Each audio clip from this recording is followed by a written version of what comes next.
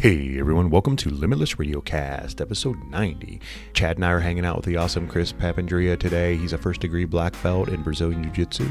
He also has his black belt in Judo, and he is the owner and lead instructor of Dynamic BJJ in Rochester, Indiana. As always, Chad and I have some awesome organic conversations, some old school Jiu-Jitsu, new school Jiu-Jitsu. We have all kinds of great conversations, so sit back, relax, throw those headphones on, and enjoy the show. Hey guys, this show is also being brought to you by 28bands.com. They are strength and conditioning stretching bands. They're the greatest bands that you could ever have. They carry so nicely in your bag. You can take them anywhere with you. I take them to the gym with me and use some stretching sometimes. I carry them with me all the time. I use them at home. I cannot believe I haven't used these before. They are amazing. Push-ups, squats, lunges. You can do all kinds of stuff with these, and there's different strengths because the way they're designed with loops, it's amazing. You guys need to go out there and check them out. Enter LimitLess Radiocast at checkout for a discount. You will not be disappointed. Hey guys, this show is also being brought to you by oldbonesTherapy.com. Limitless 15 at checkout for a discount on some of the greatest and best compression equipment you can get. Stuff for your knees, elbows, wrist, ankles, shin guards. They even have insoles for your shoes. Chad and I have been using their products for weeks now. I wear 2 knee braces each and every time I train, and they are amazing. My legs feel better than they have been in a long time. oldbonesTherapy.com. Check them out. What's up, everybody? Welcome to the show. Hope everyone out there is doing well. So Chad and I are hanging out with, I'm going to screw this up, and I should have asked him before I started this, but let's just go with it.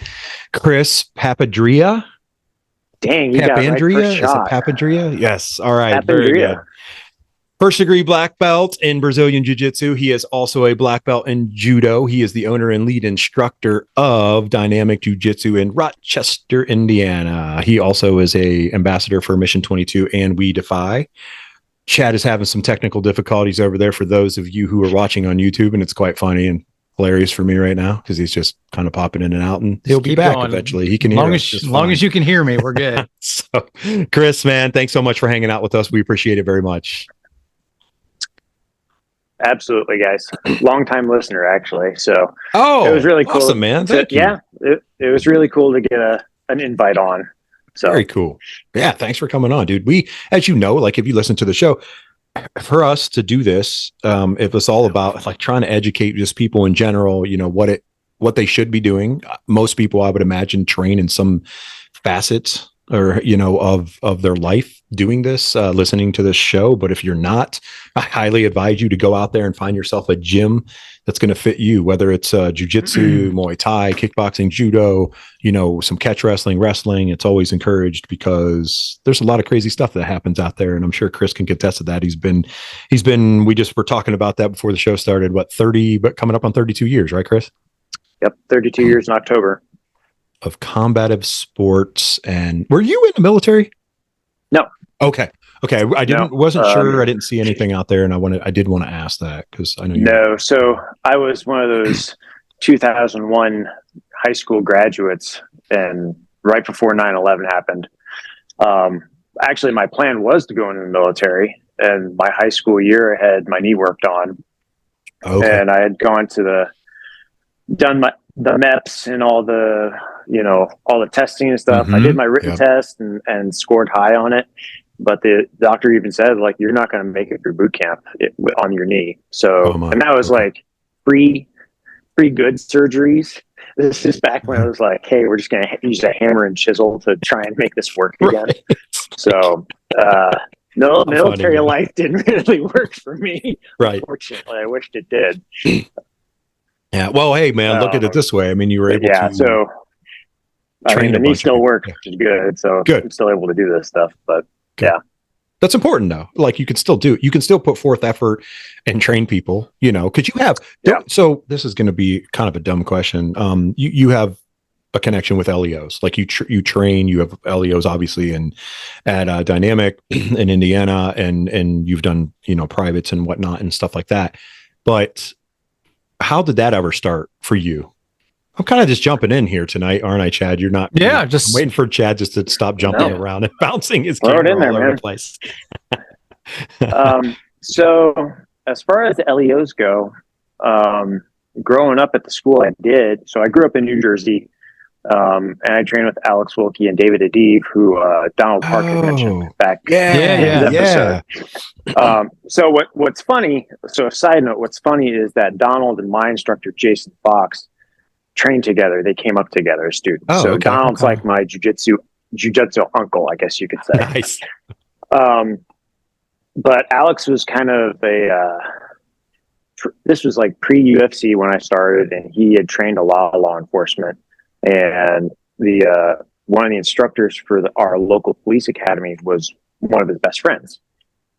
So he had us come in and, have his LEO students come in and do combatives and stuff. And so we were kind of like that main school other than Henzo's in New Jersey and New York area that was teaching jiu-jitsu and MMA at the time.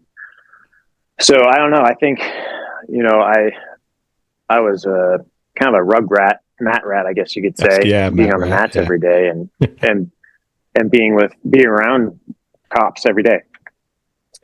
Like, I didn't even think about it. Like, we had guys in the Secret Service, DEA, a whole bunch of federal officers on the mats with us. And I saw how important it was for them to make the time to get on the mat. And so I became a police explorer, which is kind of like a subset of the Boy Scouts in high school. And it's like, you kind of do ride-alongs, you learn what law enforcement's about and stuff like that. And then I moved to Indiana, and I started training with James Klingerman, which we probably can get into later, of course. For sure, yeah. You guys are under James. Yep. And we had a lot of law enforcement guys there. And, we had a whole bunch of IMPD guys.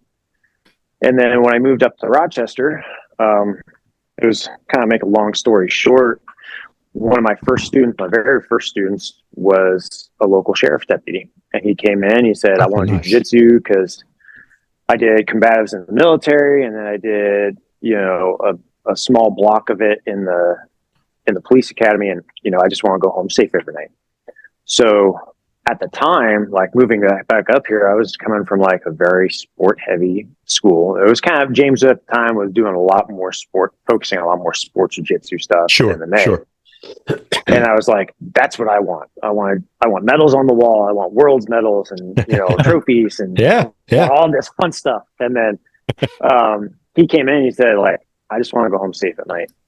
And it made me really rethink how I was teaching jiu-jitsu.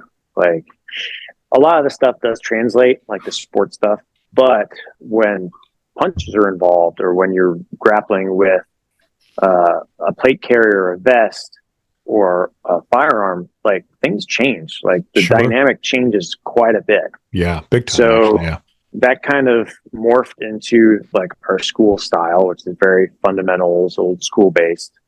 And then another student walked in the door who's a chief of police in our local area. He became one of my blue belts.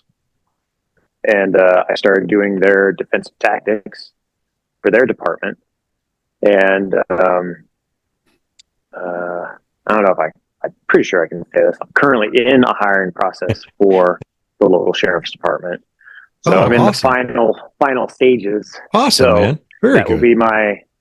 That will be my full-time job other than jiu-jitsu. Okay. So I'm just trying, my feeling is like try to enact change from inside. There's a lot of jiu-jitsu guys that are either becoming cops or they're cops who are becoming jiu-jitsu guys. I think that, especially with the unfortunateness of like the George Floyd incident, right? Yeah, right. The public outcry, the public outcry of better training. I offered free training for all law enforcement. I don't care how many times you show up, just be on the mat.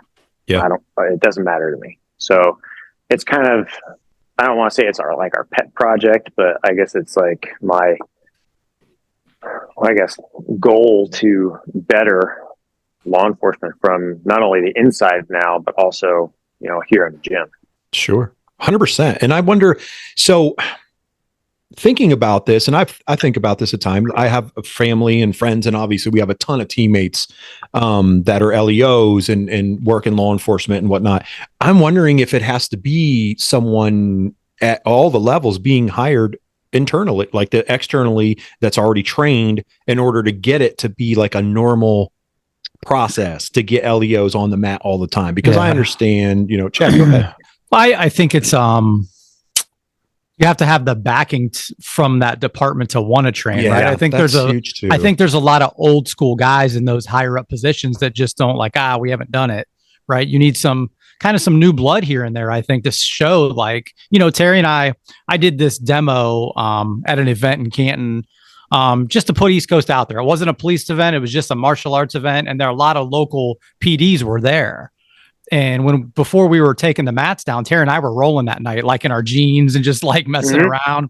And one of the cops came up and he's like, "Oh, I can't even walk up a flight of stairs. I can't do this," and laughed. I'm like, that's why you should do this, right? And then he's like, "Oh, all I need is this." And he had his baton. I'm like, that's going to get you hurt. Had it his side. And you're like, so it's just it's a mindset change somehow, That's why I asked, getting people involved, like yourself, Chris, maybe that's what it takes, hiring an expert. I consider you an expert. I mean, shoot, you have 30 years plus. I mean, some experts are considered after 10 years in any field that they do in life. You know what I mean? So black belt, it takes, 10 years, let's say on average, 10 years to get a black belt in Brazilian Jiu-Jitsu. You considered an expert, and everyone listening to the show obviously knows this. I mean, it's very hard to get there and climb that mountain. But maybe that's what they need to do. Maybe that's where, and it does need to be supported by the community and everything. Maybe that's the hardest part to do it. I think it is. Yeah. Go ahead, Chris. I think that it needs. So I'll use the one department that I teach out of. It is a younger, I guess there are quite a bit younger officers there, but it is. I think it's a trickle down not only from the chief, who he is a blue belt in jiu-jitsu. He does train. I don't just hand out belts. He had to put the work in. Sure. And I come in every give or take month or two and do training with them. The problem, I think, is by standard by the state, they're only required a specific amount of hours. Yeah. I want to say it's 8 hours a year. And during that, you only have, give or take, I don't know the exact number. Is every state different too by that? Yeah. Roughly, give or take a little bit. Yeah, everything's, I think every state's a little bit different. I know department hiring processes are quite a bit different. Sure. Well, example, New Jersey, you have to pay your way into the police academy. You also have to have a college degree, and then they draft you out of there. So if you don't get drafted, you're not going anywhere. You just wasted XYZ amount of dollars. Yeah. So you better hope and pray that you're one of the good cops. And that could Indiana, be where. I'm sorry. It's almost like a good old boys group. Kinda. It could be considered that. If you're paying your way and then not get drafted, it's kind of I would think I'm going to get drafted. Yeah, exactly. But so statewide, I know in Indiana, they're required to have, I don't want to say it. I think it's 8 hours a year, give or take.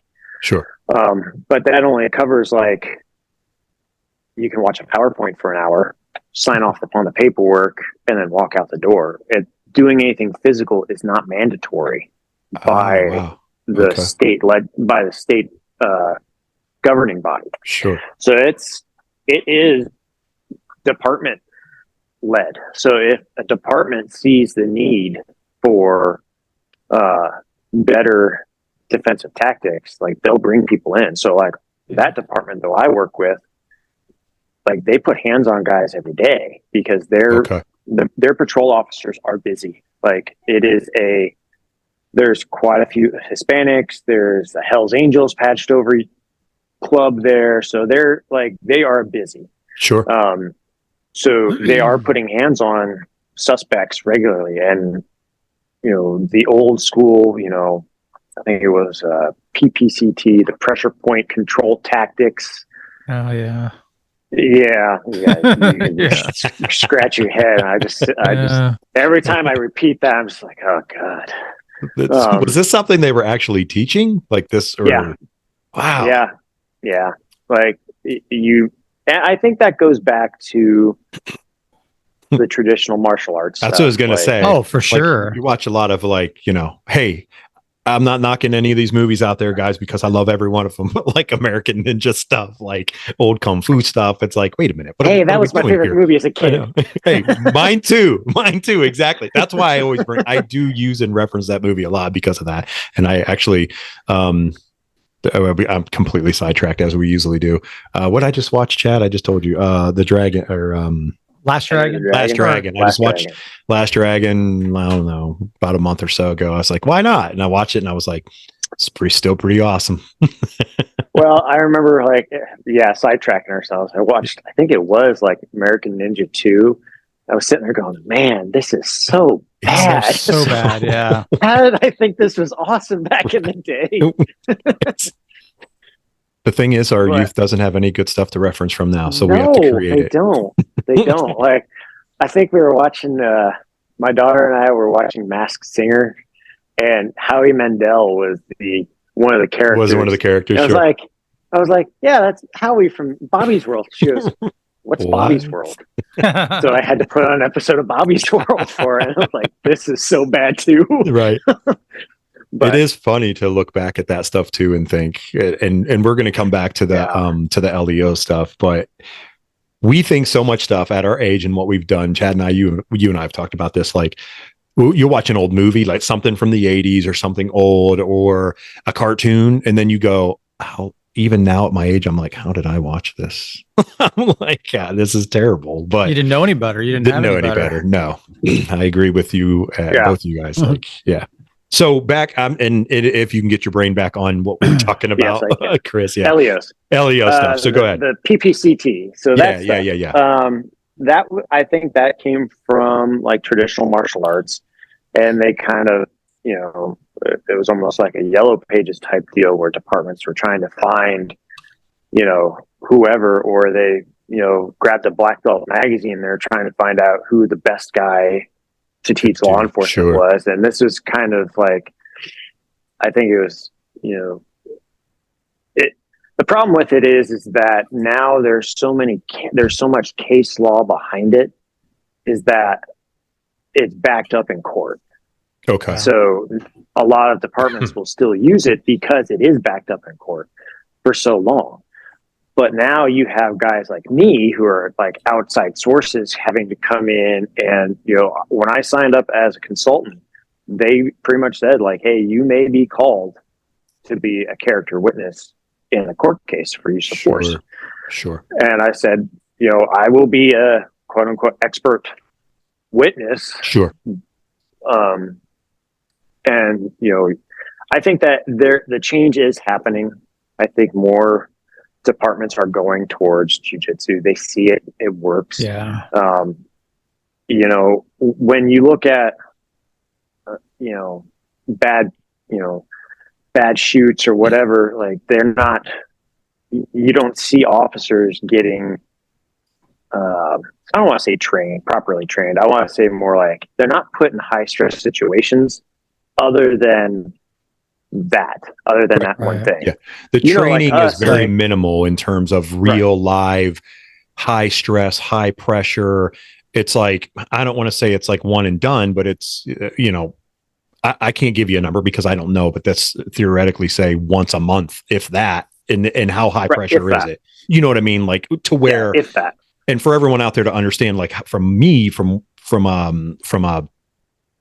I don't even know what to call myself, a, Civilian. Yeah. Thanks, Chad. From a civilian. So. Yes. From a civilian standpoint, like I look at it and go, okay, that guy, like most civilians think these like people are in these situations all the time, or they're trained constantly like that. And it's not, they're probably closer to us on a day-to-day operation, just doing their job, than having those high pressure, intense moments where guns have to be drawn and all that, and trying to think outside of getting angry and getting themselves worked up to make the right decisions. So you think about it, you could go, we'll say like in a 12-hour shift, you could go from doing absolutely nothing to writing a ticket to going to a house fire and having to deal with like pulling people out of a house fire to back to nothing to, okay, now I have to go do a high-speed chase to now it's back to nothing.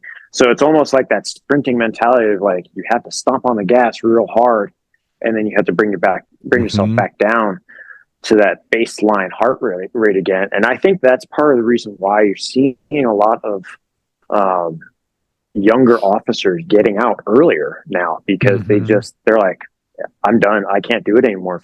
5 years in, I can't do it. Or, you know, the older officers, they're like, they retire and then, oh wait, they have a heart attack, or they have a heart attack on duty, or, you know, because really their diets and their, you know, physical, their health, you know, their health just sucks. It's terrible. General. Right. It is. It's just bad. I've sat there and I've looked at officers that I've gone to different towns and stuff. Even when I've been in India, I just sat there and went, "You're supposed to protect me. You're supposed to protect us in this restaurant right now. I don't think that's going to happen. You're lucky if you could like move 5 steps." Yeah, you're right, 100%. And it's unfortunate that's not encouraged. Again, it's going to go back to districts and areas and states. It's not being pushed. It's not being like, hey, get out there and do this, or hey, we support this, like supporting someone to, you know, drop some weight or, you know, be a little bit of cardio. Like, hey, I got to be able to move and groove because all those 15 people over there, their lives depend on it because I chose to do this job. I try to consider it very similar to someone entering the military. Like, if it's wartime and you're there to do a job, then you and your entire team need to be on the best and fittest and strongest, and your mind needs to be at the right exact spot because it's high pressure. You know what I mean? So an LEO almost has to approach their job that way. And now I'm a civilian. I don't know anything about this outside of what I've done in my life and how I train. And I'm just a dad. Well, even as a dad, I mean, you know, I'm I guess people can say like a subject matter expert, but first and foremost, I'm a dad and I'm a husband first. And I think it was post-COVID when we shut down, where I got depressed because I wasn't on a mat every day like I normally was. And I ballooned up. Like, I was about 205, and that was the heaviest I had ever been in my life. Okay. And I just got sick and like feeling crappy. So I just kind of I drew a line in the sand and said, it doesn't matter if, you know, the gym is closed and you can't do jiu-jitsu, you're going to go work out. So I literally worked out 7 days a week for months until I was in better shape. And, you know, it kind of, now it's like, okay, now I can take a day off here or there because I know I'm going to offset that with jiu-jitsu. Mm-hmm. Excuse me. But I think as a dad, you know, you should be a dad and a husband. It doesn't matter who you are. I think that you should be training physically to be in better health, because if not, you know, for yourself, but, you know, you want to be around for your family. Like, yeah, I mean, 100%. I'm 40 and I had to do a physical, like a quote unquote physical for my law enforcement application. And I come into the doctor, she goes, "Do I really have to sign this? Do you need me to check?"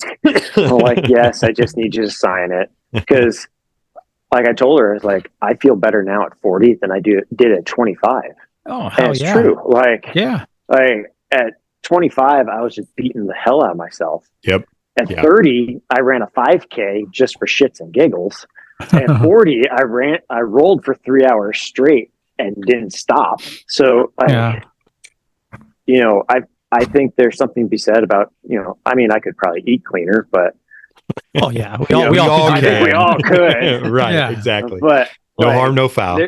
There's something to be said about like, you know, being healthy, being physically able to protect your loved ones. And it doesn't matter if you're just doing jiu-jitsu 2 days a week. Maybe you need to learn how to do first aid. Maybe you need to learn how to do actually use a firearm properly.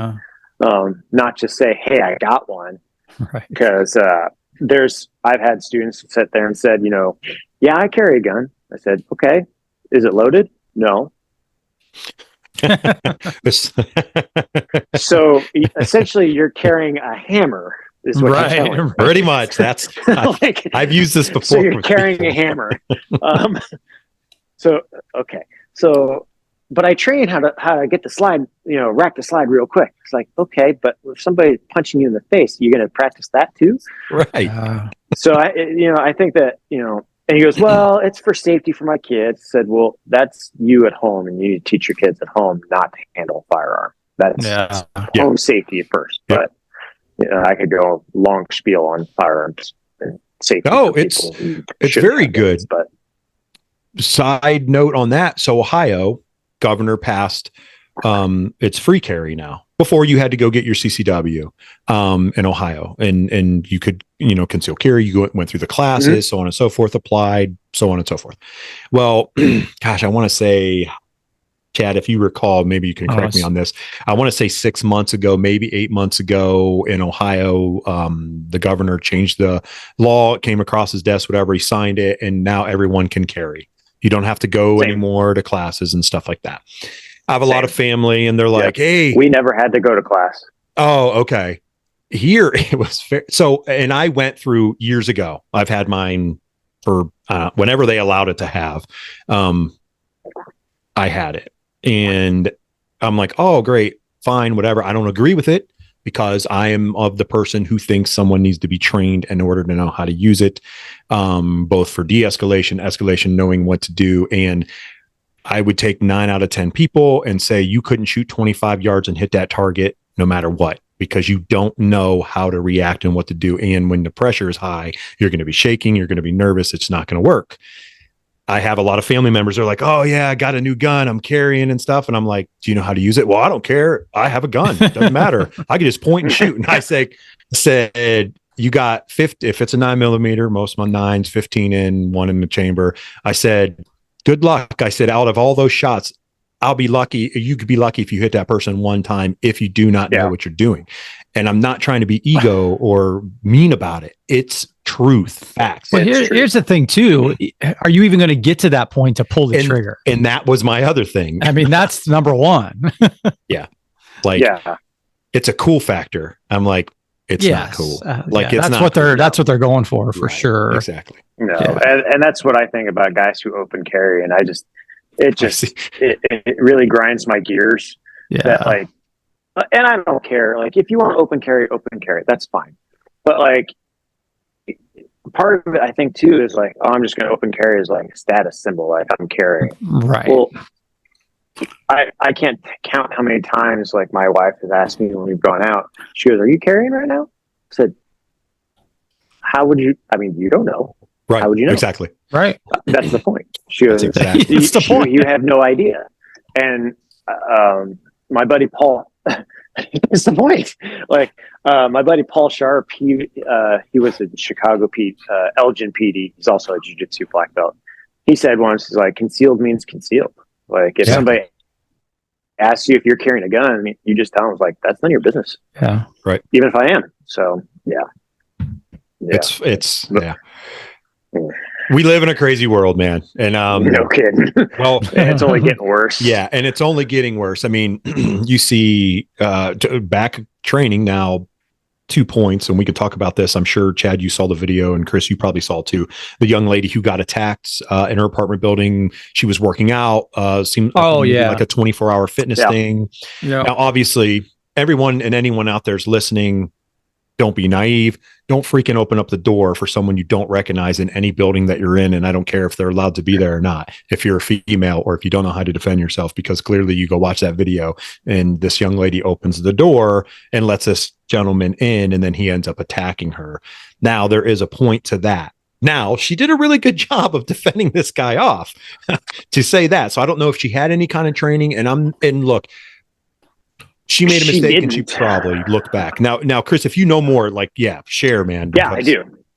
So the podcast actually kind of falls the day after I worked a women's seminar for domestic violence at the police department I work with. Oh, okay. And we actually showed that exact video and the full interview with the girl in question. And she had great. zero training. She was actually a weightlifter. And so we discussed about how, she had her phone with her. She created distance between the two of them. And she was able to put I don't want to say barricades, but put items and things in the guy's path. So he actually had to work around them. Mm-hmm. Excuse me. But also, she fought him. It wasn't like she was like punching. I mean, she was punching and kicking, but she was also like holding down her, like on our iPhones, you hold down like the screen button that dials 911. 911. Yeah. Right. So what we were explaining to the ladies was like, just hit the SOS and down on 111 and then throw your phone. Like they will come to you, nice, wherever that dial is coming from. So you don't actually even have to talk to the dispatcher. Like they will trace that call to you and find you. But she was doing the right thing. She was basically giving him other things to think about, up to the point where he got tired and just quit, essentially. And it's almost like I use the analogy of like a pack of wolves trying to take down like a bear, an elk or something, or like something big, a bigger animal, predator. And if it's just one predator going against a prey, all the prey has to do is just tire that thing out until it just wants to give up, which is the same thing. And then when you think about it in jiu-jitsu terms, me personally, like my game is not like, I'm not hunting for submissions. I'm grinding you down and mud sucking you until you just want to quit. And I think that falls back to just the old school method of jiu-jitsu that we learned was it was forefighting with no time limits or whatever. But going back to this video in question, like she even said afterwards, she was like, I'm not going to be a victim. Like I was not going to be a victim, and I'm not going to give up. So I think that's part of what needs to happen, especially for females. They need that switch. Like I'm not going to be a victim today. Yeah. Yeah, I showed that video to my wife and my 13-year-old daughter, whether anyone out there agrees or not, but I tend to do this because I want them to understand the real world and understand how things, and Chris, you have a daughter, and obviously Chad's girlfriend has a young daughter. And I think it's vital and important for people to understand. And, that mentality is awesome of going, I didn't know she said this. I'm not going to be a victim. If you're a female, you have to always say this to yourself. You have to say it, believe it, live it. Like, I'm not going to be a victim. And watching that video, you would think she was trained in something in terms of, like you said, fleeing, hit him in head several times with her phone, hands moved, got away from him, escape type deal. And I was like, wow, she's really moving and all that. Like that. I almost look at everything she did in there. It saved her life, or whatever could have bad happened, worse than what already did, because already a terrible thing that happened to her, obviously. But glad nothing more did. First off, like, don't open the door. I mean, your gut is your best weapon. Honestly, if you have a gut feeling that something bad, like this guy has bad intentions, don't open a door, or just stay away in general. Like, get out of where you're at. It's just there's a reason why evolution, we were hunters at one point, and we had to deal with like saber-toothed tigers and all that those big freaking animals and stuff. Right. Like that spidey sense is an actual thing. Like, trust your gut. Yeah, it's very real. Goosebumps, tinglies. Yeah. They didn't make that stuff up, folks. Like, that is real in your body. Like, it really happens all the time. Right. You know what I mean? Like, yeah, that's real for sure. So, well, that's awesome, man, that you had an opportunity to talk to her. And I'm glad that she's doing okay. And obviously, is she going to do any kind of training now, or is she? I have no idea, actually. So we watched, it was a video, I think it was a newsreel of an interview of her. Okay. If she was going to train, good. I'm sure somebody has, contacted her and reached out to her. I believe it was in Florida, if I remember right. It was. That's right. It was in Florida. There's so many jiu-jitsu school. Like you could throw a rock and hit a jiu-jitsu school down there sometimes. Yeah, but for sure.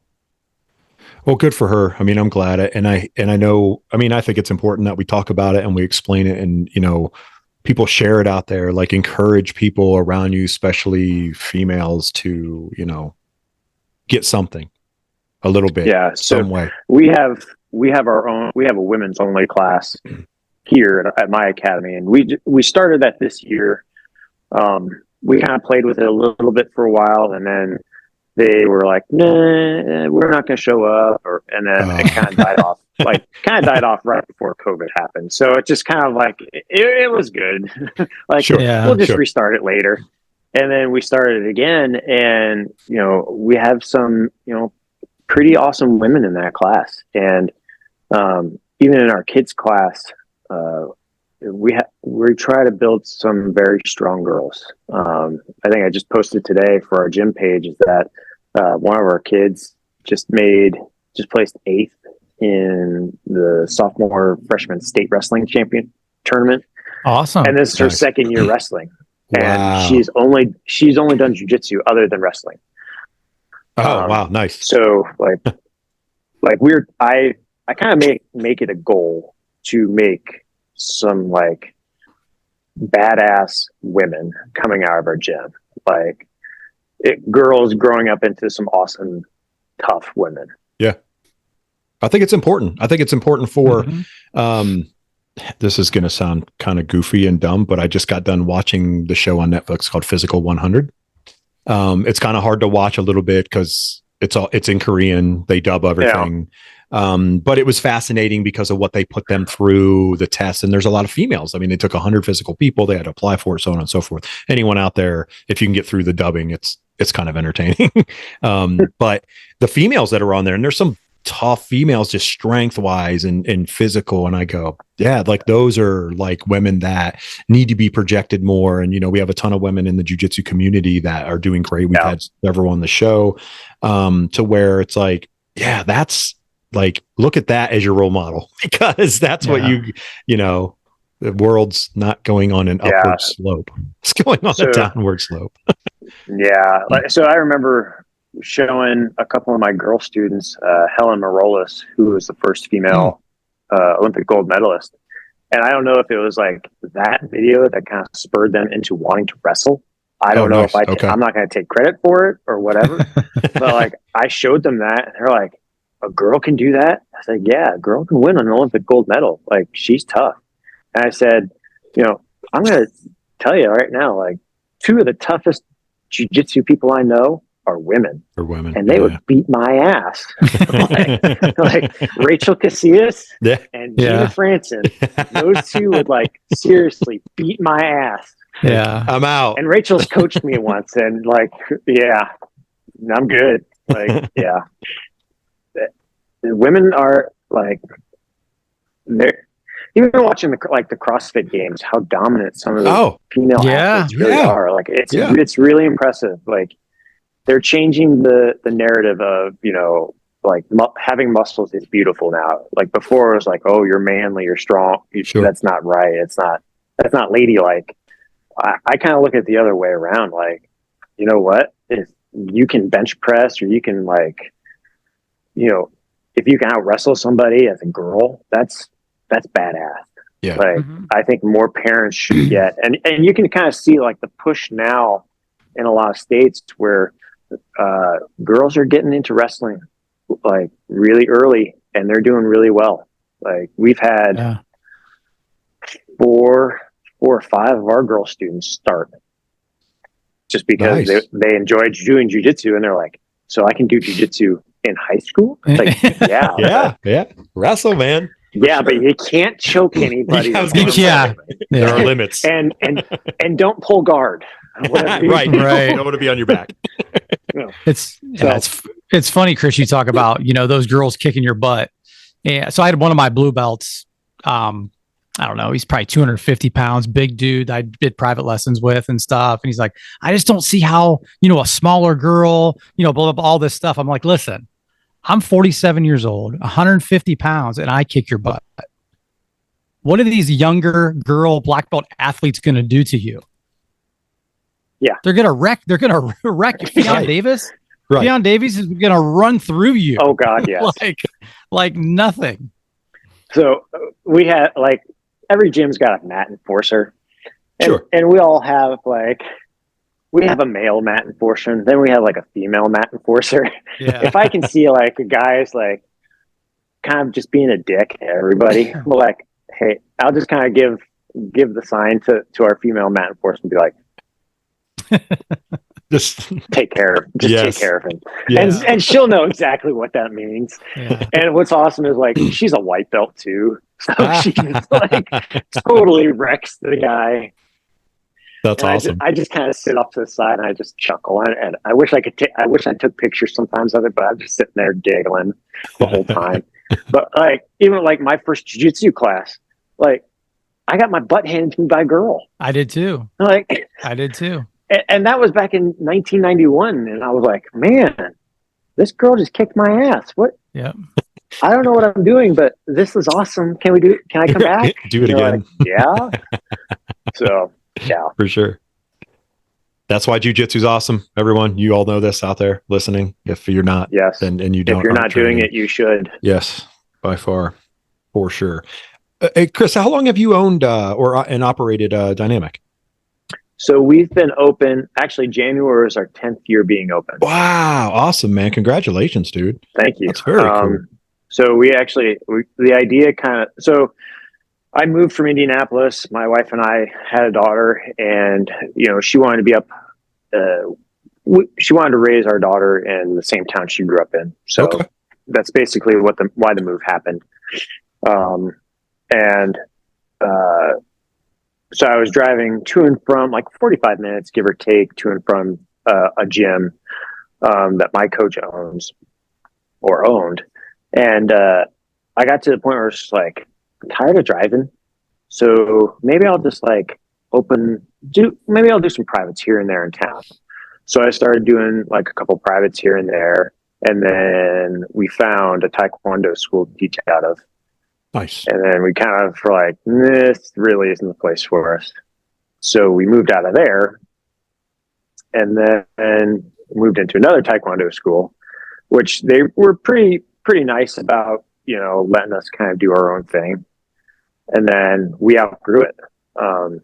We outgrew their student base, and the mat space we had, we just didn't have enough. We didn't have enough room anymore. Like their classes were going on at the same time our classes were going on. And like it eventually happened was like we started, I don't want to say stole their students, but they were starting to like kind of look over the side and be like, what's going on over there? What is that cool stuff that they're doing? They're choking someone. That's pretty much what it is. Like, I got to keep kicking this dummy right here 100 times. Like, what are they doing?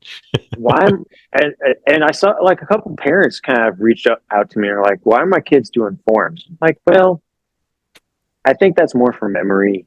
And, it's traditional martial arts. It's memory based, so you can perform things rhythmically. And I can't say I like it or not, but if you're going to want to get your kids something where they can actually defend themselves, do jiu-jitsu. Yep. And I don't want to say we stole students, but they kind of saw it and they're like, okay, we're going to start doing jiu-jitsu. And then we moved into the location that I'm sitting at right now. And, we've almost outgrown this place too. I don't want to move because we're right on Main Street. You're in a great location. Rent's so cheap. So nice. I don't really want to move, but everybody's like, when are we going to move out of this place? I'm like, we're not. So we're staying.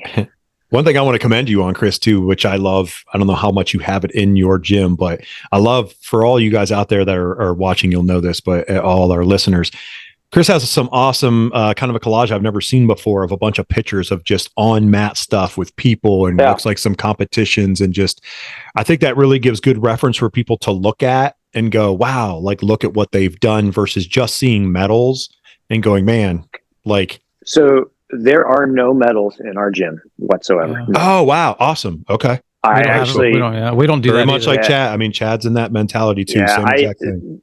And I think out of that whole wall, I think I'm in like 3 pictures. Nice. Like they're all my students. Like That's it's not, the gym is not about me. Like I'm trying to basically work my way out of a job. I think that's like what being a black belt and being an instructor really is. Like you're training your replacement every day. Yeah. And that's what you should be doing. Yeah. And if that's not what you're doing and not giving all the information to people, like you're kind of doing everybody a disservice. Like it's like back in the old days in jiu-jitsu where people thought like the Gracies were holding stuff back. Right. And I think really the point is like you're supposed to leave. You know, you really are supposed to work your way out of a job, make a replacement for yourself.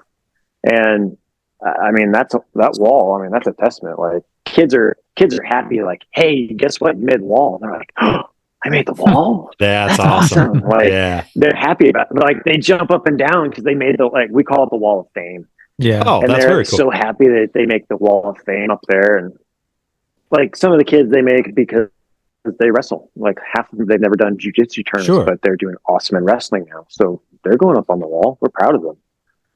It's a big deal to build that for them too. You know what I mean? Yeah. And they can see that because winning and being successful in life doesn't have to just be first place and getting that medal, but keep pushing yourself, keep grinding, keep understanding that you need to put in that time. And, you know, I think it sets gyms apart to where people come in and you're a fan of the show. So we talked to Erin and she was like, you know, there is a perspective of most hobbyists walk in the door and they see a bunch of medals and they're like, this isn't for me because I'm going to die here.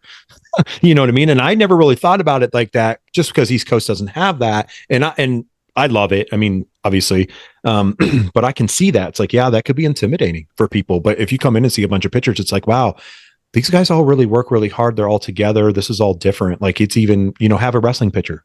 That's not here. That's, you know, this is jiu-jitsu here. It's like, no, well, that doesn't matter. That's at high school. Like, but we really do. Like I've been blessed with being able to be doing jiu-jitsu as long as I have. And I've been able to travel and go to different schools around the country with like doing seminars for Mission 22 and Defy.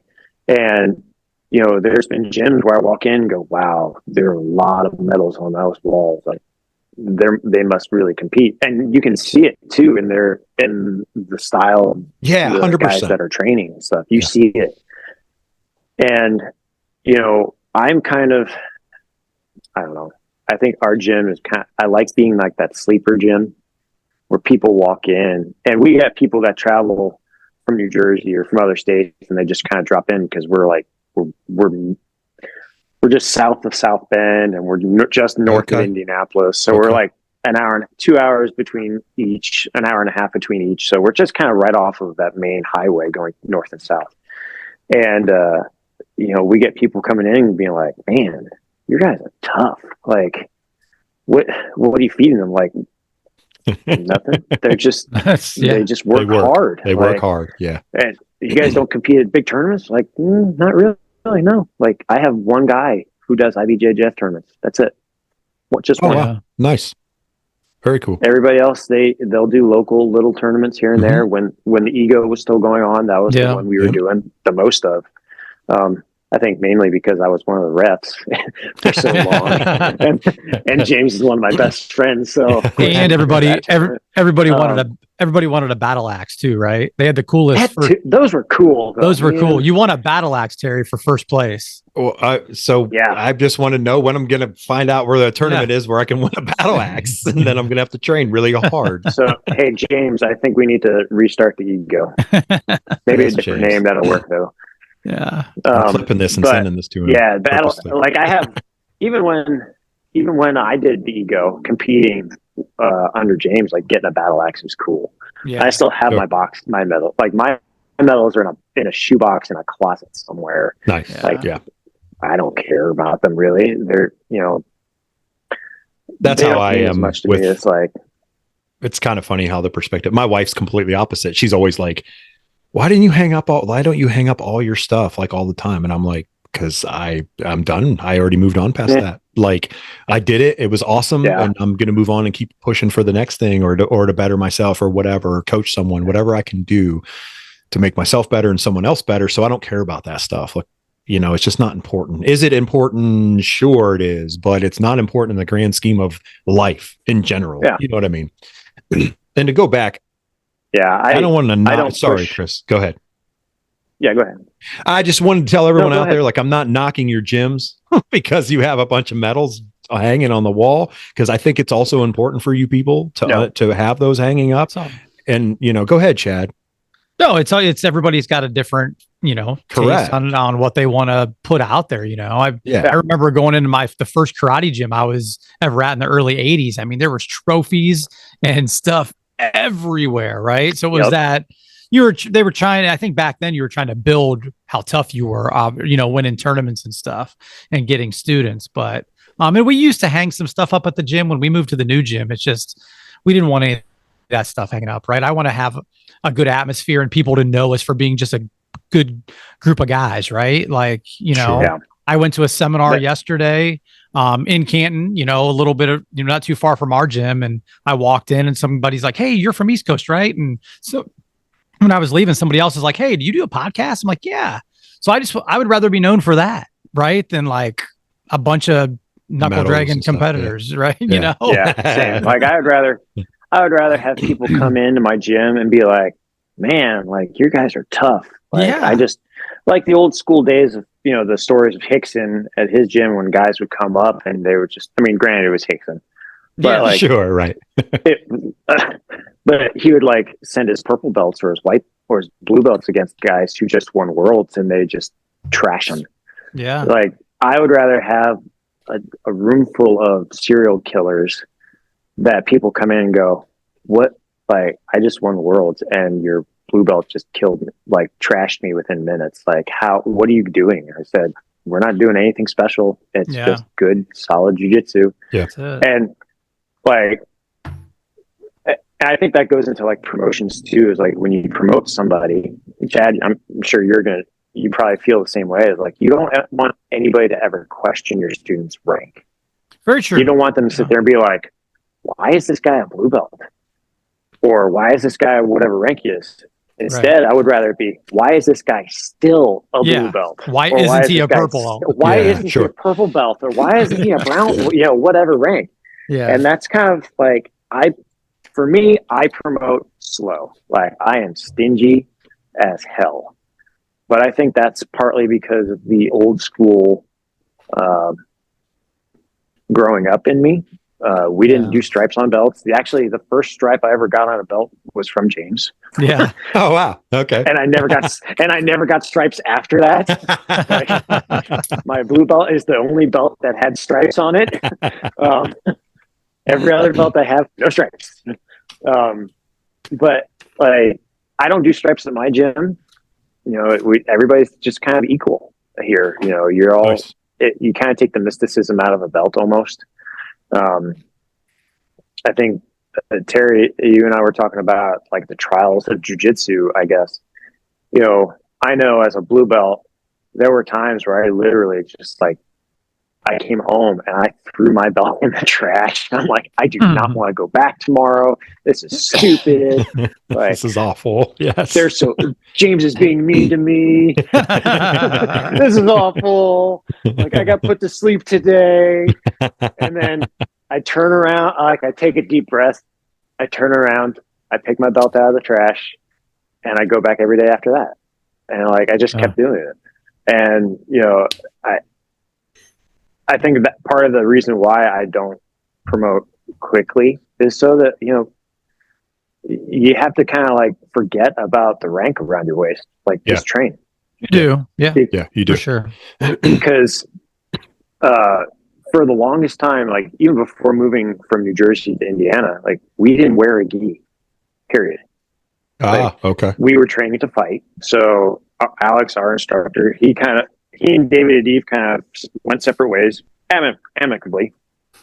Dave kind of started doing his own thing and traveling with Hoyler. So Alex was like, "Well, we're going to do MMA. Well, back then it was NHB. but like we're gonna no holds barred fight. So we're not gonna wear a gi. So in a fight, so just take them off. So I didn't wear a gi for years, like years and years and years. Like I probably should have had a blue belt at 18 years old. I didn't get my blue belt till I was like 22, 23. Oh, wow. Okay. Yeah. Like it took me a long time to actually get it. Like I put the gi on for 6 months and I got my blue belt. That's basically what happened. But like after that, you know, I spent 4 years at blue, 2 at purple, 2 at brown. And, you know, there were days where I was like pissed, like, why am I not getting promoted? Yeah. And then eventually just sat there and was like, who cares? Like, I just finally got to the point where I was like, I don't care anymore. I'm just gonna keep training. And I was able to teach a seminar with James. For those listeners, it's James Klingerman. We actually have mutual friends. We're all kind of the whole. They're all kind of a big family, right? We are a big family. And I was able to teach a seminar with James after I had got my black belt, and I even told him back then, I was like, you know what? I was real pissed at you for a long time at blue belt for like not promoting me. And then I understand, and now I understood why you did it. You held me back so that purple belt was easy, and it was. Like my purple belt life was 2 years, and that was probably the easiest belt I've ever had. Nice. Like I had 0 issues with it. Nice. And even then, like brown belt was easy. 2 years at brown belt too, like because I had already grown into that next rank, which I think is why I am slower to promote, because I'd rather you like be already a couple of years into that new rank before you even wear that belt. Because I mean, Chad, you and I both know like purple to brown is a big jump. Mm-hmm. Even blue to purple is a big jump. So like, there's no sense in promoting too soon. It's like tough. If anything, like if the guy wants to leave because they're not being promoted, like, there's the door. There's the door. Yeah, there's a gym down the road that might promote you quicker, but sure. Yeah. You know, yeah. I mean, at the end of the day, you got to back that belt up, right? Depending on what you're doing. I feel I'm somewhere in the middle. I'm not an easy belt giver, and I don't think I'm the hardest either. I found a good, spot for me. And that's coming from somebody. I got my purple belt and my brown belt way too soon. And then I was a brown belt for 6 years. And we had some affiliation changes, and finally, I hooked up with James, and I think I was with James for 2 years, 2 or 3 before he gave me my, he knew where I was, but obviously being a new affiliate, he's not just going to, here you go. It's hard to argue with James too and try to get some sympathy for somebody that's been shot in the face, right? Like he's gonna be like, what? I don't care. Shit. It's not funny, everyone out there, but we also it's not, we all have a family connection, so we know this. We can say this.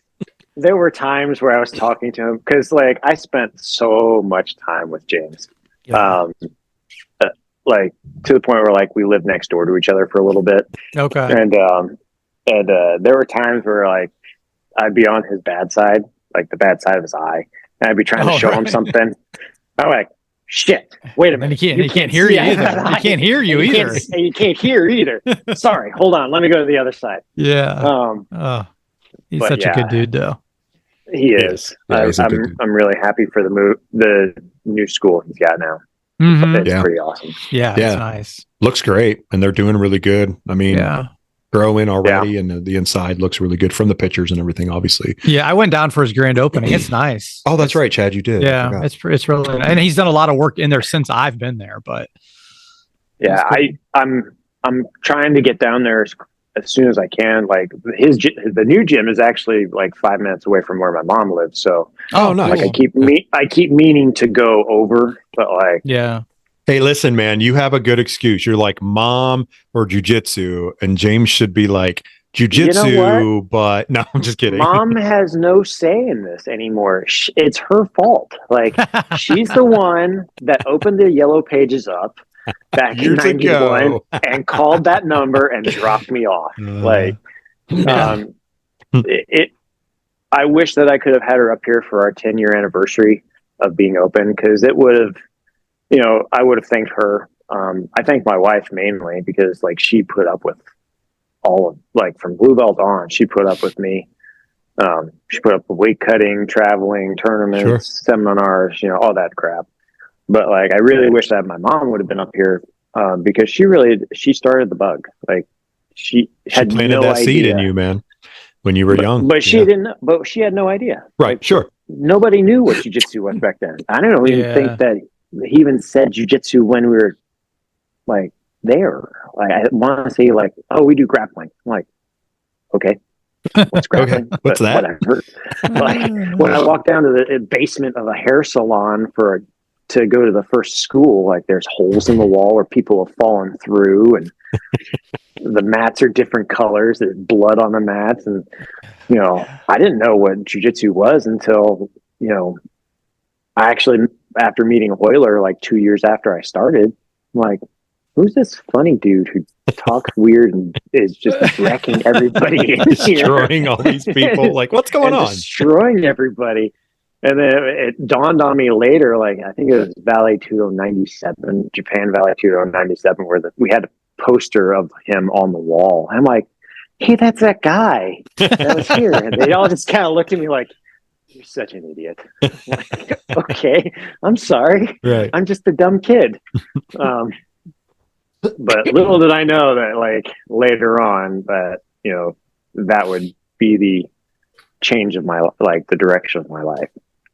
Which is, I mean, hey man, good on you, because I mean, good on your mom. I mean, like I said, she planted that seed unwillingly, knowing it, but hey, there was a plan there, and look at it now, 10 years, you've had this gym, highly trained, you're giving great information, passing that torch. And I have never heard anyone say it as I'm always training my replacement in the martial arts world. Like that's like, tonight is the first time I've heard anyone say that out of a black belt. And it's like, you know what? You are. And that's why we do what we do. I want someone below me. I mean, even at blue belt, I'm looking at white belts. We just had an awesome tournament at East Coast Friday night. It was all white belts. They really got after it. Jiu-jitsu was really good.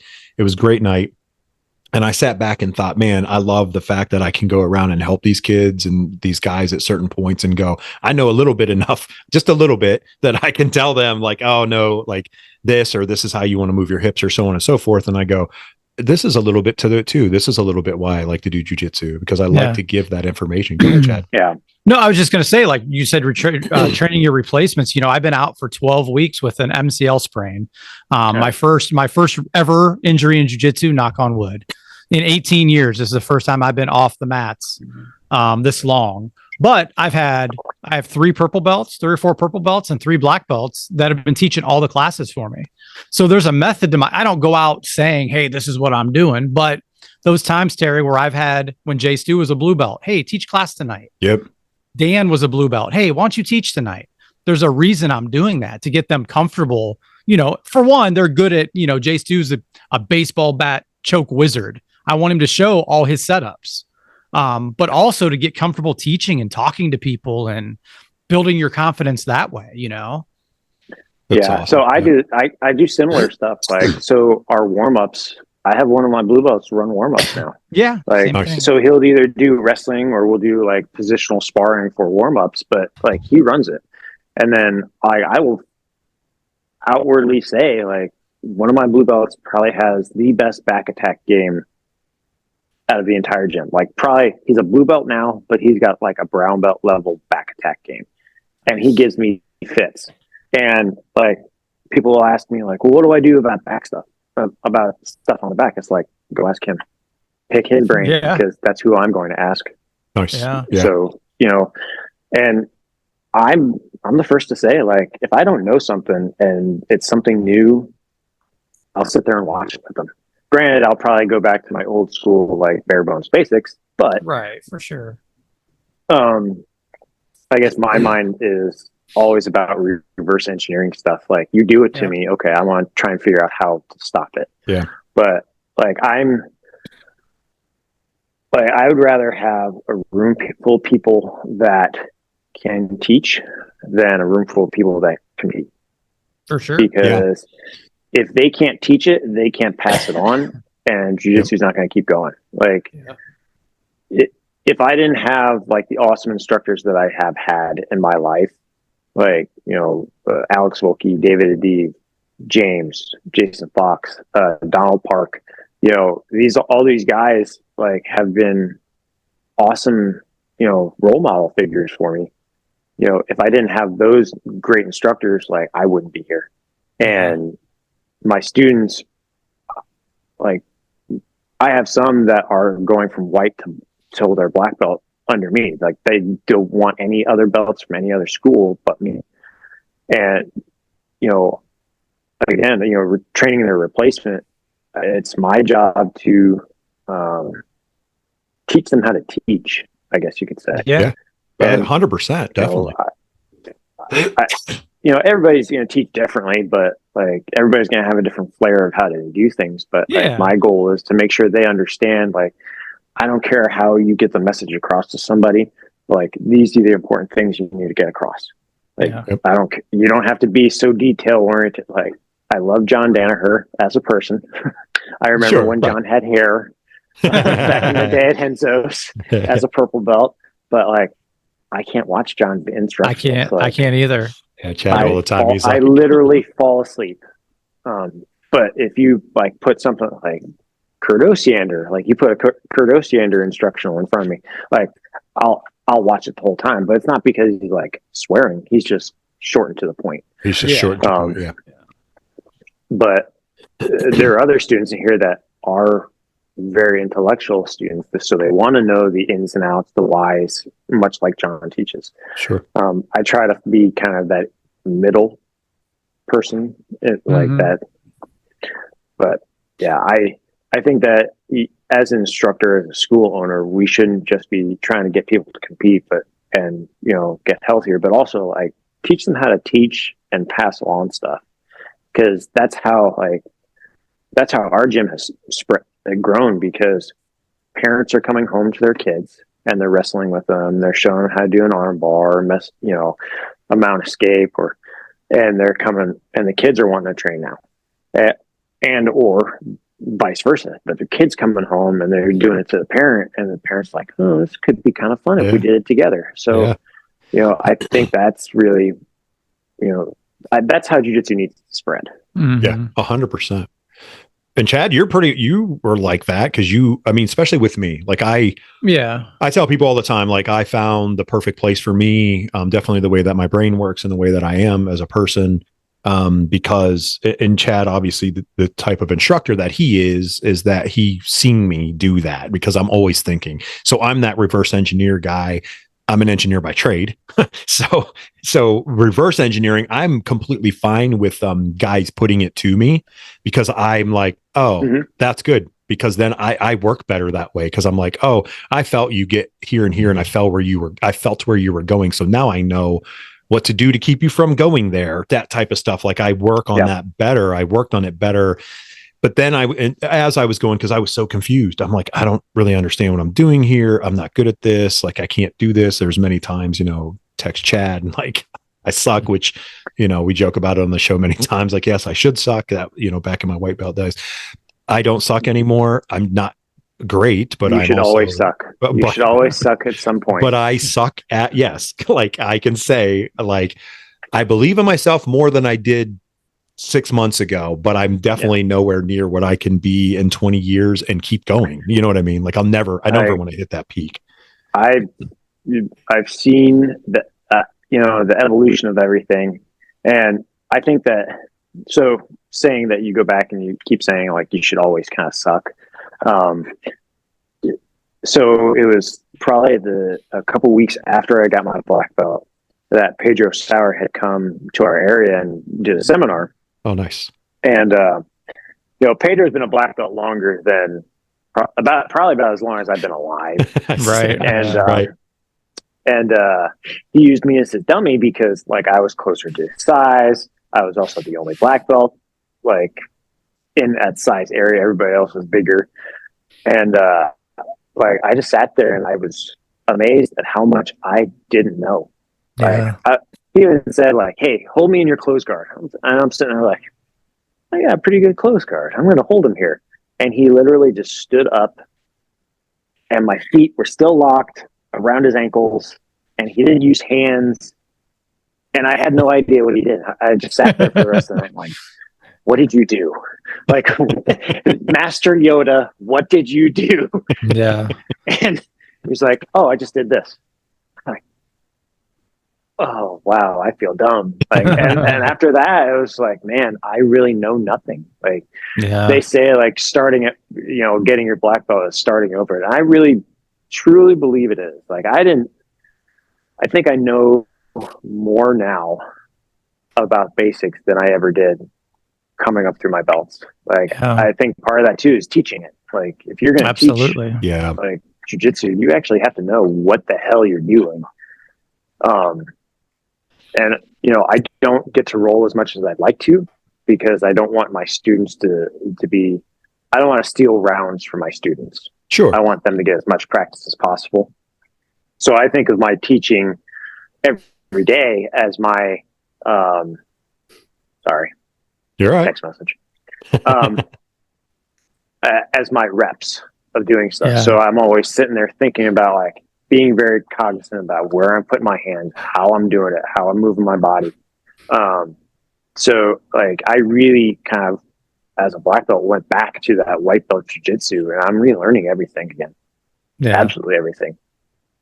Which, it's not a bad thing. Like you said, like, I guess when I say I don't suck at, like, obviously the jiu-jitsu thing, like, I try to give myself confidence and believe in myself, because I did struggle when I became a blue belt, in terms of, like, mentally going, and some guys that, some of my close training partners that I really look up to at the gym were like, no, you're fine, man. You're going through imposter syndrome. Because there was times, you roll with other people and you're like, I don't know crap. Like, I don't even know why Chad promoted me. Yeah. Like, this is terrible. Like, so, yeah, like, I think Donald said it in his episode with you guys. Like, he was rolling with Henry Akins that day, and they're both the same rank. And, like, Henry just smashed them.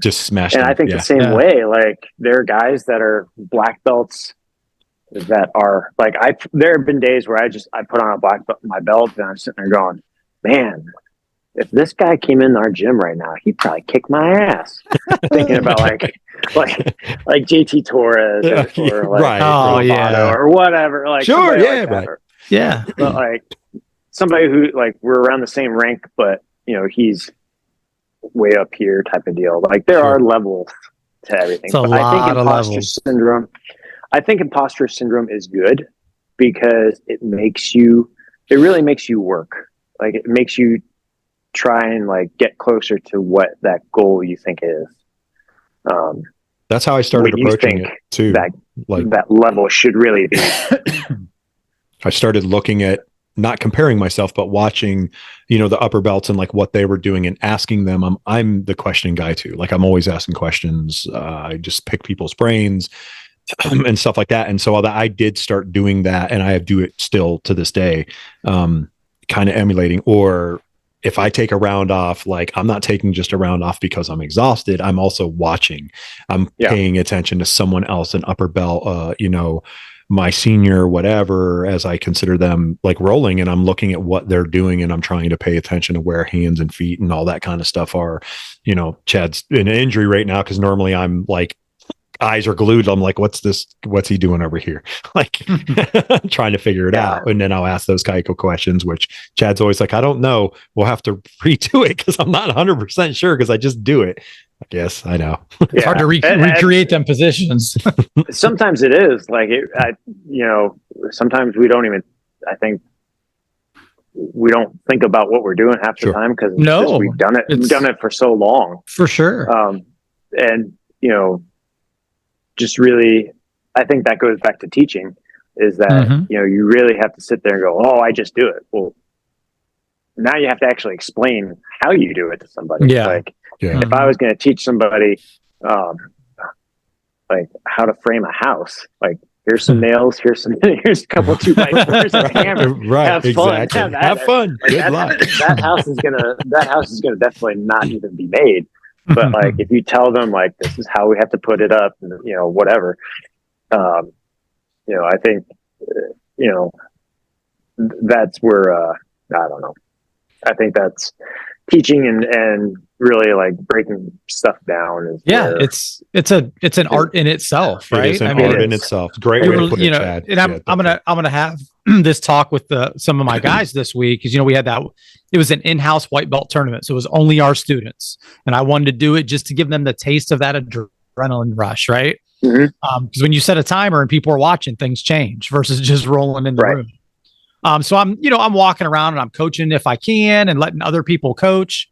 So the first thing is there has to be one coach, not 5, right? Because everybody's yelling at this one person and he can't distinguish who's talking.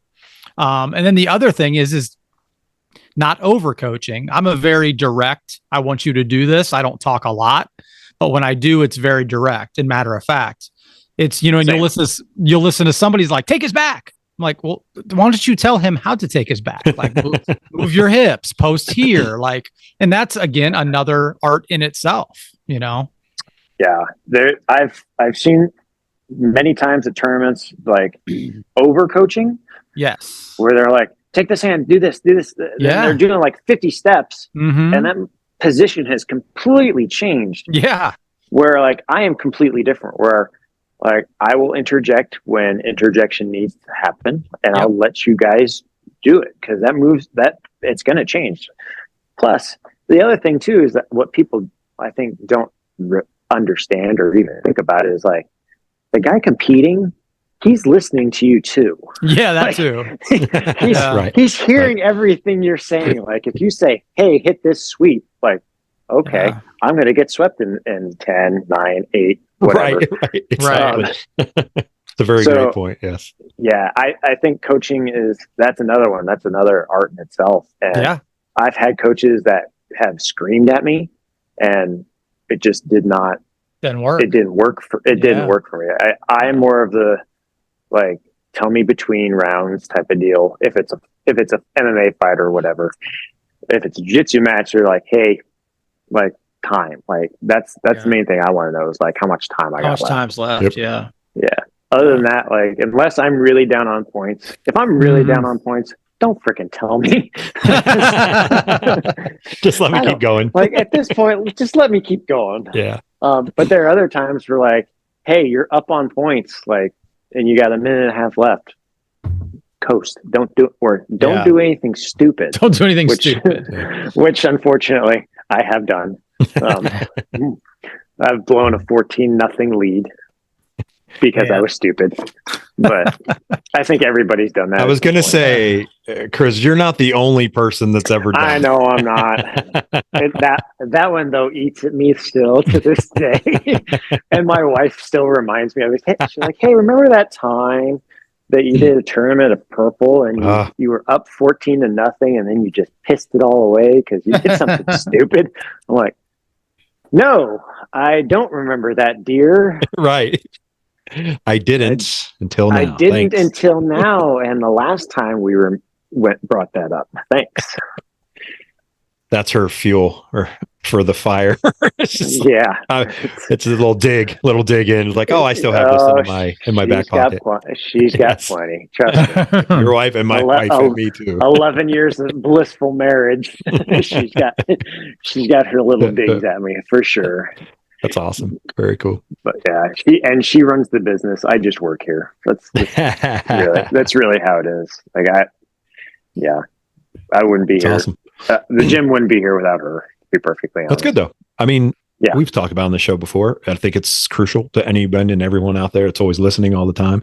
When you get a good woman in your corner, on your side, married to, girlfriend, whatever have you, or a good significant other, they are invaluable in your life because of this exact reason, especially guys like us that like to do combat sports and are in gyms and sweating on people and all that kind of stuff, or constantly having chaos and running around. Like they kind of hold the glue together.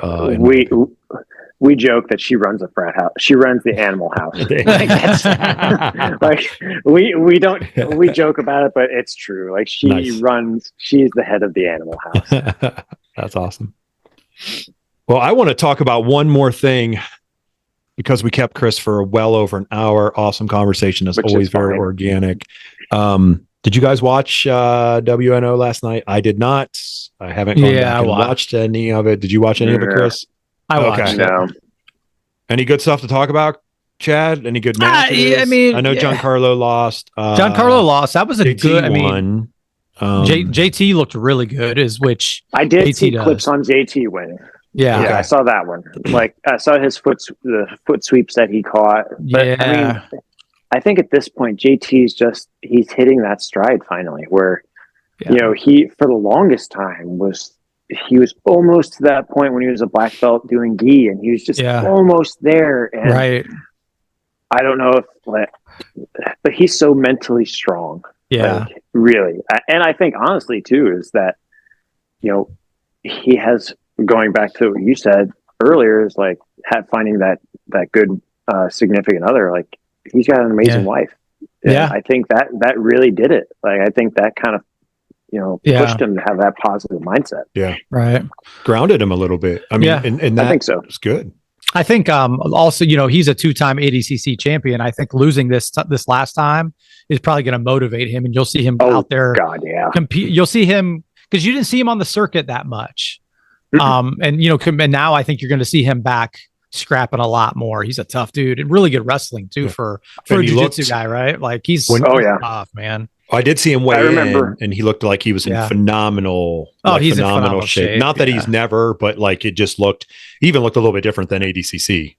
So I remember when he was a kid in New York, and he was training at. He would go to Lou Vintaloro's, who's he's also a Hoyler and David Adib black belt. I think he got a blue or purple there, maybe. I don't really recall, but like. He was tearing up the mats then too. But I'm super stoked I was super happy for him winning that one. Yeah, for sure. The main event with Pena and Nicky Rod was, I'm not a fan of these like 30-minute matches, especially in no-gi, because you're sweating and like it's a mess. I think Nicky Rod won, but Pena got the decision because that's the hype for the Gordon fight. Right. You got to keep that hype going. Sure. You know what I mean? And when it's that close back and forth, you got to give the decision to Pena. Because Nicky beat Pena in ADCC. He did. And then so I haven't gone back yet and watched the clips or anything, as I said.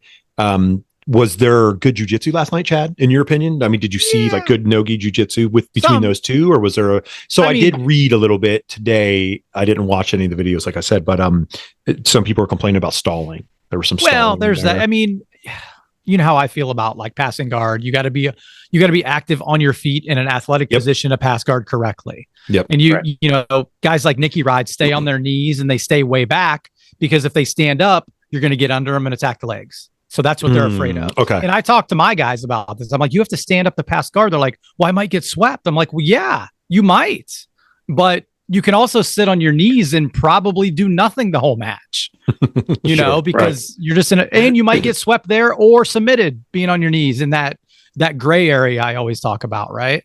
But I would say the best pure jiu-jitsu last night was probably JT. I mean, JT's nice. Is it's good. It's great.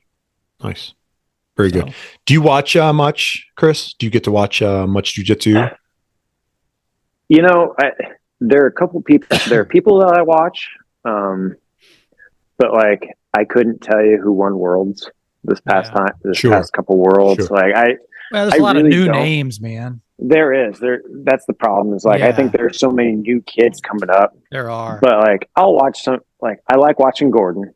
I think Gordon's kind of a nice throwback almost to the old school guys. Old school, absolutely. We look at like Gordon's doing all these like dominating everybody, but when you really think about it, like he's not doing anything like super fancy. Like it's really just it's just systemized basics done so well. Yeah, that it's just people don't have an answer for it.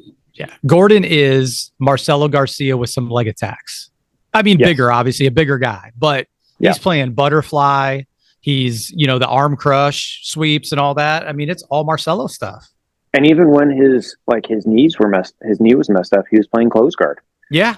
Like, you don't see a whole lot of close guard anymore either. No, sure. But me personally, like, I like watching the old school world Moonjals and okay, you know, the old Grappler's Quest. Like, I love watching Hodger. Obviously, I mean, who doesn't love watching Hodger? Because especially like the fight versus Buchecha. Yep. You know, when Crone was competing heavily, I loved watching Crone. But like, I kind of love watching the old school guys. It's kind of going back to that old school jiu-jitsu where it's like, it looked really boring and everybody waited for that big sweep to happen. But it was back then, it was school style versus school style. Yeah. And I really liked it. It was kind of like the old Cobra Kai versus Mr. Miyagi. Right. Yeah. Karate school days. Yeah. And the beefs were real. Them guys did not like each other. Yeah. No. Like, we were lucky because Henzo was so close with David Eve and with Alex that we could cross train, but only at Henzo's. So I remember as a senior in high school, we would go, like, we'd have half days as seniors, like a couple first Fridays of the month. And I'd take the train up to Henzo's. And this is when it was above the methadone clinic, and you just want to stand like this, like in the middle of the elevator and hit the button with your foot. Don't touch anything. Don't touch anything. But like, that's when John and Sean Williams were kind of taking over the gym and stuff. And, you know, it was really nice for that, you know, the friendship between the schools. But even it was like a friendly rivalry though, because we would fight each other at MMA fights. But like, I saw when James and I cornered Sean McCorkle at the UFC here in Indy. Matt Serra was fighting Chris Lytle, and I've known Matt forever. And like, that's a good dude. It was nice because he and I were able to sit there and catch up, because like, from the old days back on the East Coast. And like, I saw Henzo probably a couple years ago, and it was like, he remembers people. Like, he will remember you. Like, that's the thing. Yeah. Like, Henzo is one of those like wonderful people that you could meet in passing for 10 minutes and he'll probably remember you. Like, I was that little kid that got drugged around to MMA fights, and he remembers you so he'll remember me like, "Hey Chris, how you doing?" Nice. And I'll say like, you know, I have a wife and daughter now, and he's like, "Good for you," and whatever. But yeah, that I like the old. I've gone back to the older school jiu-jitsu because I think I'm just getting old. Basically, things just don't move. Like, I used to play a lot of deep half guard at a blue belt, and now I really don't want to do that because I don't like getting smashed. Yeah. And so I recently asked that. So like, I really. Go ahead, Chris. No, you're fine. About getting smashed in that deep. Yeah. Even if you're good at it, you're getting smashed. Yeah. That's the downside to it. But like, coming up from moving from Indy, like, you know, James, I like to say, is like the Swiss Army knife with all the attachments of jiu-jitsu. Like, he has just a plug and play style. And when I moved up here training with my instructor, Jason's style is Hoyler. Like, he's even said, it was like, I have 5 moves. You beat my 5 moves, you beat me, type of deal. And I'm like, okay, I know those 5 moves. I couldn't. To this day, like, if Jason walked in the door and said, "Hey, let's roll," he would beat my ass every time. And it's all basic white belt jiu-jitsu, just done so well. And that's kind of how that's what I've gone back to now. I think as I get older is, you know, I can't keep up with my athletic students. So I just have to do really good basic jiu-jitsu and slow them down. Yeah. Yep. So nothing wrong with that. I think that's longevity for you. Yeah, like, it is. You have to train around injuries. Like, Chad, guess what? If you were playing daily Hiva for a while, you're probably not now. You're going to be for a while. It's going to be a little bit. So let's try figuring something else out. Yeah. Keep tripod sweeping me though. I will do that. But, I know. Yeah, I've had to train around injuries. So like, I messed my neck up real bad a couple of years ago, and so I was playing half guard, a lot of half guard. Okay. And people were posting on my neck, so I couldn't take that anymore. So I started playing closed guard, and then I felt really good at closed guard, and now I have a room full of people who are good closed guard players and it pisses me off. I'm like, I can't open your goddamn legs, damn it. Yeah. Dang it. As Chad always says, it's death. Closed guard is death. Yes. Well, yeah. As the top guy. Go there. As the top guy. Yes, as the top guy. I say, I tell my students, like, you pull people your closed guard so they die. Like, you take them there to die. Yeah. For sure. You know, so. It's awesome. Yeah. Cool. Well, good stuff, man. Hey, why don't we do this, Chris? Tell everyone how to get at you, what to find, anything, any sponsors or anything, and how people can get hooked up or help out Mission 22 and We Defy. I know you're a big proponent for that, and that's a big deal. Actually, we didn't talk about like mental health at all, which we could do on another show for sure. Part 2. You're more than welcome. Yeah, definitely. I'd come back. Come back for part 2. Yeah. Anytime you guys want me, I'll come back. Awesome. Cool. I like Mission 22 and the WeDefy Foundation. I think those two are my two like big charities for people to look into. As for me, Facebook, Instagram. It's Instagram is probably the one I'm most on. Like, I actually wouldn't have. I really actually don't want social media, but I do because I'm a business owner. Yeah.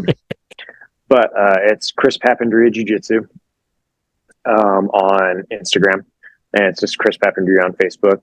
The gym is Dynamic Jiujitsu, and we're in Rochester, Indiana. So we're an hour south of South Bend, about 2 hours north of Indianapolis, right off of 31. So we have an open door, so it doesn't matter where you're coming from, just come in and train. Everybody's welcome here. Nice. But as far as sponsors go, I mean, hell, LimitLess. LimitLess podcast, LimitLess tape company. There you go. There you go. For you guys. Appreciate honestly, that very much. much. You guys really are doing awesome as a Thank podcast. You. Like, I go back and listen to episodes. Thanks, man. So, appreciate that a lot. Like, it's I'm glad I was able to get on. Yeah. Definitely. And anytime, if you need anything, Chris, obviously, I mean, you have that connection with James. And if there's something that you're like, hey, we need to get this out there, or we need to talk about this, we need to get people to hear this. Like, I know social media is what it is and we can do it that way, but there's also opportunity to have those conversations with individuals. And if there's something that Chad and I can do to help with that, you know, by all means, man, we're all for it. That's one of the things. Yeah. The Limitless Radiocast is all about being limitless in that nature of giving people a platform and teaching people stuff. Knowledge, man. We suck without knowledge. We don't succeed, man. And like, go ahead. You're good. I'm not a big thing into like, hey, going, you can't go to this school. You can't go to that school. No, just go train. Yeah. Just go train. It doesn't matter where you're from. Everybody can be friends with everybody. Like, us is a great example. Like, we were all part of the same team at one point. Yeah. Until I moved up here, basically. Until I moved away. So, like, we are a big family here, especially in the Midwest. Like, there is 0 point that gyms shouldn't be, like, people shouldn't be cross training, shouldn't be like friends with everybody. Right. Like, yeah. It's a big deal. I mean, it's a big deal for people to understand that. Like, don't discount it or don't not do it because of that. Do it. Go find a gym, train jiu-jitsu, learn to defend yourself, learn to protect your family, your kids, your friends, learn to be the person in the room where you have so much confidence in yourself, but you're the nicest person in the room as well. Be the quiet person in the room that nobody would know. Right. Yep.